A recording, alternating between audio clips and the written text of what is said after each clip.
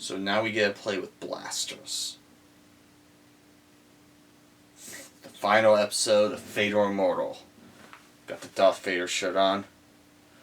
Let's get into it.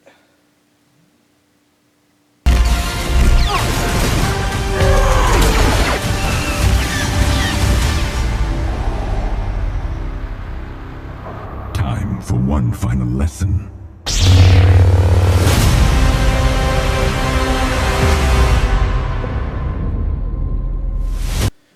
Okay, so this episode, I figured nothing new, right? It's basically just the conclusion.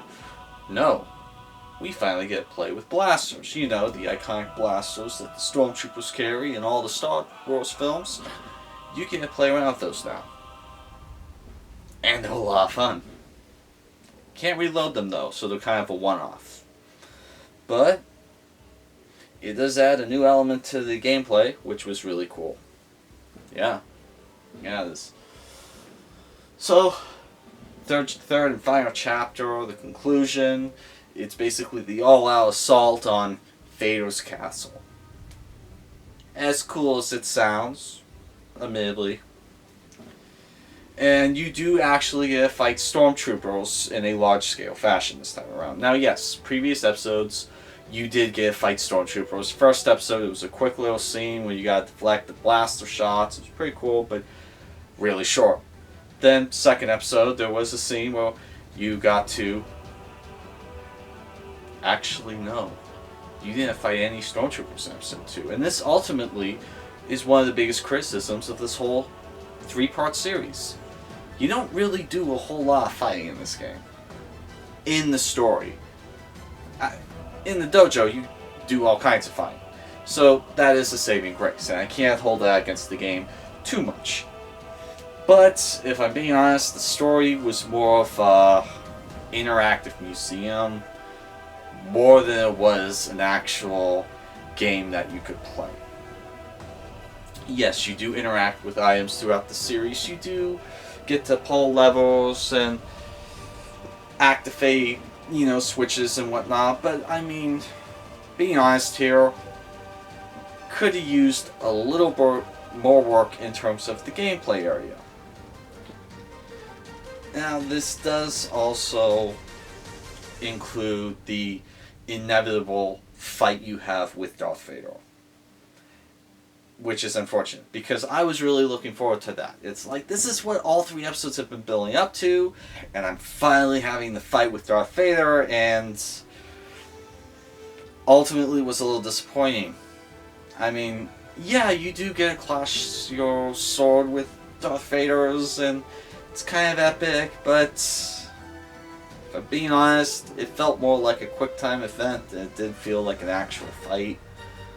I mean, too much during the fight, I had control taken away from me, and I honestly would have liked a little bit more work done. I would like to have, seen actual damage on him when I actually hit him. I would have liked the lightsaber fighting to be more than just 5 seconds long at a time. I mean, come on, guys, you did a lot of good work with this series. I was kind of hoping you did a little bit better. Now, I don't know, but I am hoping that in the dojo, one of the later levels is against Vader again. We'll see. I haven't quite gotten there, and I didn't feel like delaying this review longer so that I could get to that point, because there's a lot of levels in the dojo. I'll get more on that in a little bit. But ultimately, the fight was disappointing. And another thing that I was a little disappointed at was that the ending hinted at a sequel that realistically we're probably never going to get. And that's actually a criticism not against this game, that's a criticism against a lot of stuff that Disney's been doing with Star Wars.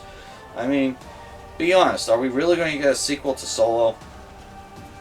Are we really going to get a sequel to Star Wars Battlefront 2? In terms of that story? I mean, there are all these little tiny stories that they've made so far that are interesting, but I really doubt they're going to elaborate more on them outside of maybe a comic book. I mean, do I want to see a sequel to this? Absolutely. Are we going to get it? I really doubt it. I mean, the developers haven't said that they have any intentions of making a sequel. Hell, these developers actually made the game after this. They made was a VR experience of the Galaxy's Edge attraction at Disneyland. An interactive version of the Galaxy's Edge attraction. If you can't quite afford the entry price of a Disneyland, resort, or if you're, stuck at home because of the pandemic, that's the next best thing. And so, since they're working on that, I doubt seriously that they're working on a sequel to this. Ultimately, the game, all 3 episodes, felt like a really long demo that showed the potential of having a full-length VR experience. Now, granted, these 3 episodes together are not a slouch. They aren't super short, but they could have done more with it, with the technology we have in hand today. Then I got into the dojo, the 3rd rendition of the dojo, and it helped alleviate a lot of problems. So for starters, this time around, you do get the ability to use Force Lightning from your hands after you take out 50 enemies, which is really cool. A little problematic if you're using 2 lightsabers. It can be done, but you have to leave yourself open for a little bit to make sure you put one away. By that time, you've had a couple enemies shoot at you and kill you, but it's still really cool. And the 3rd rendition of the Lightsaber Dojo is probably the best aspect of this entire 3-episode series, because it has the lightsaber combat, the force power combat, and it also introduces blasters into the combat. So if you felt like there wasn't enough combat in the campaign, well, this dojo is perfect for you, because it's just wave after wave of increasingly harder enemies trying to kill you. And you got a lightsaber in your hand, and you can use force powers, take a blaster away from a dead stormtrooper, use that. You can use 2 lightsabers for any of you Force Unleashed fans out there. Those were a lot of fun, just throwing lightsaber after lightsaber against all the bad guys. So that was pretty cool. They do have grenades, but I still haven't been able to figure out how to use one without killing myself. So, not all is perfect, but the Lightsaber Dojo in all 3 games is insanely addictive, more so with each subsequent one. The 3rd Lightsaber Dojo is awesome, because with each level you have the chance of gaining 3 medals for each level. And those medals accumulate, and you can unlock stuff like new gloves, and best part, new lightsabers. You can unlock a lot, not all, but a lot of the iconic lightsabers from the entire series. Like, I'm currently at the point where I was able to unlock Qui-Gon Jinn's lightsaber. Now, he's Liam Neeson from the Episode 1 Phantom Menace, the one with Darth Maul, that lightsaber. I unlocked that one. It's a lot of fun. I unlocked the double lightsabers. There's a lot more to unlock, and it's keeping me coming back. The one thing I am disappointed at with this whole game, and quite frankly, I would love to see this done. I would love all these game mechanics in a game where you just go toe-to-toe with every iconic character in the Star Wars universe. The ones who have a lightsaber. I mean, just getting a lightsaber fight with Obi-Wan Kenobi, Yoda, Darth Vader, Kylo Ren, Christopher Lee.